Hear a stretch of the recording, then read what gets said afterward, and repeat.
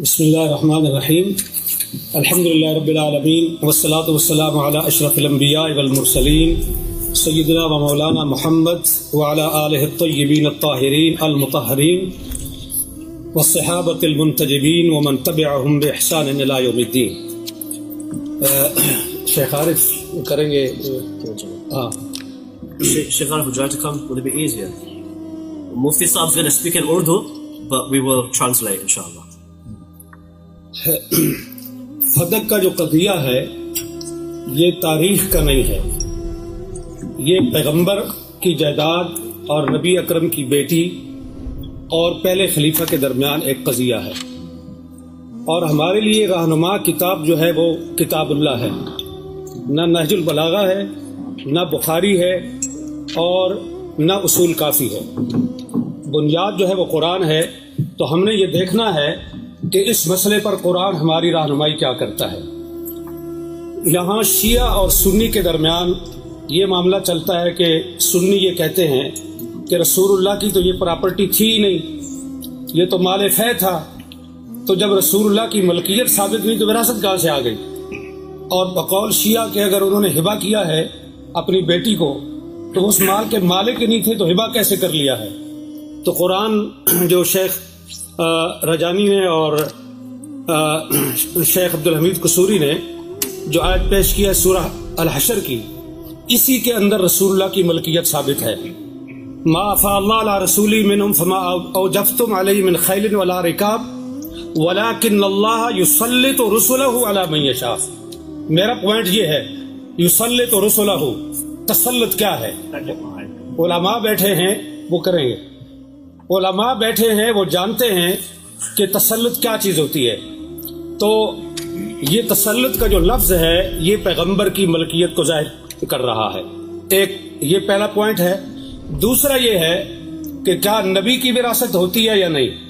یوصیکم اللہ فی اولادکم للذکر مثل حظ الانثیین، سورہ نساء کے اندر اللہ رب العالمین نے یہ بتا دیا ہے کہ تمام امت کی، تمام مسلمانوں کی وراثت ہے، اور اس کے اندر وَلِكُلٍّ جَعَلْنَا مَوَالِيَ مِمَّا تَرَكَ الْوَالِدَانِ وَالْأَقْرَبُونَ۔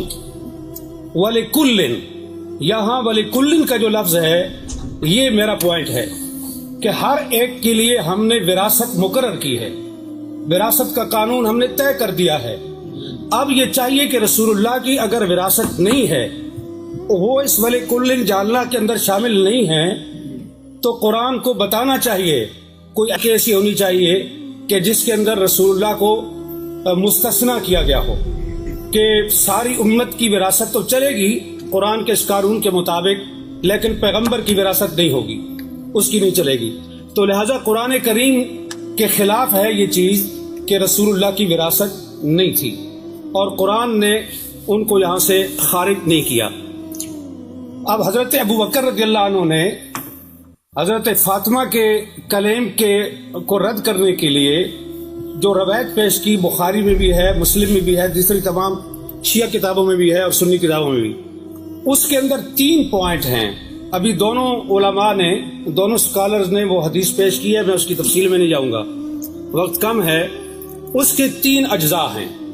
پہلا جز یہ ہے کہ انبیاء کسی کے وارث نہیں ہوتے، یعنی وہ اپنے والدین کی وراثت نہیں لیتے۔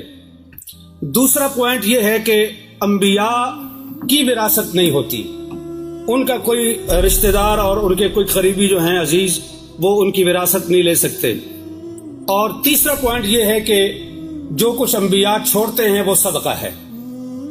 اب یہاں سوال یہ ہے کہ انبیاء کی وراثت نہیں ہوتی، تو رسول اکرم صلی اللہ علیہ وآلہ وسلم نے اپنے والد گرامی حضرت عبداللہ بن عبد المطلب کی وراثت لی ہے۔ اس میں 3 چیزیں تھیں۔ ایک وہ ان کا مقام تھا جو ان کا آبائی مقام تھا، دوسرا ام ایمن جو لونڈی تھی، اور تیسری چیز جو ہے وہ تلواریں اور اونٹنی تھی۔ بعض کہتے ہیں ایک سے زیادہ اونٹ تھے، بعض کہتے ہیں ایک تھے، چلو ایک ہی صحیح، ہم ایک ہی پر اتفاق کرتے ہیں۔ تو یہ وراثت تھی رسول اللہ کے والد کی۔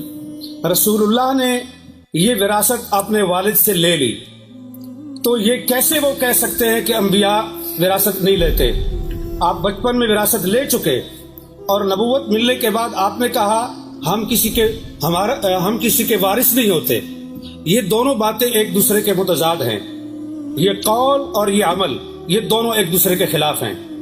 تو رسول اللہ نے اپنے والد کی وراثت لی ہے، لہٰذا یہ بات درست نہیں کہ انبیاء کسی کے وارث نہیں ہوتے. دوسری چیز ہے کہ انبیاء کی اولاد جو ہے اس کی کوئی وارث نہیں ہوتی، وہ وارث نہیں ہوتی تو وہ وارث سلیمان و داؤد. اور حضرت زکریا علیہ السلام نے جو کہا کہ انی خفت الموالی من ورائی، یہ علماء کے لیے یہ لفظ جو ہے یہ قابل غور ہے اہل علم کے لیے، کہ حضرت زکریا یہ کہہ رہے ہیں کہ انی خفت الموالی، میں موالی سے ڈرتا ہوں، مجھے ڈر ہے، اس لیے میں تجھ سے مانگ رہا ہوں کہ مجھے ایک وارث چاہیے. اب یہاں جو سکالر یہ فرماتے ہیں کہ یہ وراثت علم کی وراثت تھی، نبوت کی وراثت تھی، تو خفت الموالی کو آپ کہاں لے کے جائیں گے؟ کیا حضرت زکریا کو اپنے موالی سے یہ ڈر تھا کہ وہ میرا علم چھین لیں گے، میری نبوت چھین لیں گے؟ انہیں ڈر اس چیز کا تھا کہ جو میری پراپرٹی ہے اور جو میری جائیداد ہے میرے بعد میرے موالی اس پہ قابض ہو جائیں گے، اور اس لیے انہوں نے یرثنی و یرث من آل یعقوب یہ انہوں نے مانگا.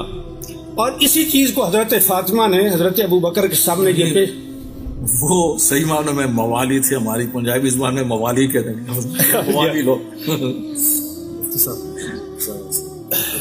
خلاصہ کر سکتے جی بالکل خلاصہ کر. پچھلی ساری کتاب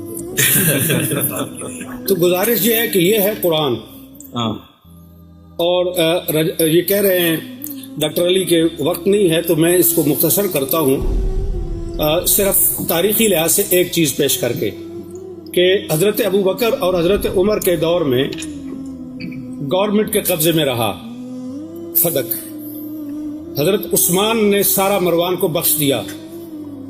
اگر مسلمانوں کی پراپرٹی تھی تو تیسرے خلیفہ کو یہ حق کس طرح تھا کہ وہ مروان بن الحکم کو سارا دے دے؟ پھر حضرت عثمان کے بعد امیر شام معاویہ بن ابی سفیان کا دور آیا.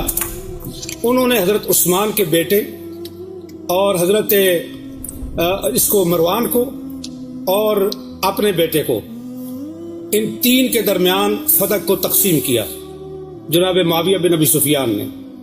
عمر بن عبدالعزیز آئے، انہوں نے یہ، اور پھر مروان نے یہ جائیداد وراثت کے طور پر اس کی اولاد کو پہنچی عبدالعزیز بن مروان کو، اور اس کے ذریعے سے حضرت عمر بن عبدالعزیز تک پہنچی. عمر بن عبدالعزیز نے سارا فدق جو ہے وہ اولاد فاطمہ کو واپس کیا، یہ کہہ کر کے کہ یہ ان کا حق ہے، ان کے ساتھ زیادتی ہوئی ہے. اب سوال یہ ہے کہ فیصلہ حضرت ابو بکر کا درست تھا، فیصلہ حضرت عثمان کا درست تھا، فیصلہ عمر بن عبدالعزیز کا درست تھا، اور اس کے بعد کی تاریخ انہوں نے بتا دی. یہ مامون الرشید تک پہنچتا ہے، اور مامون کے بعد پھر حکومت کے قبضے میں آیا، اور پھر آج تک بنو فاطمہ کو وہ واپس نہیں مل سکا.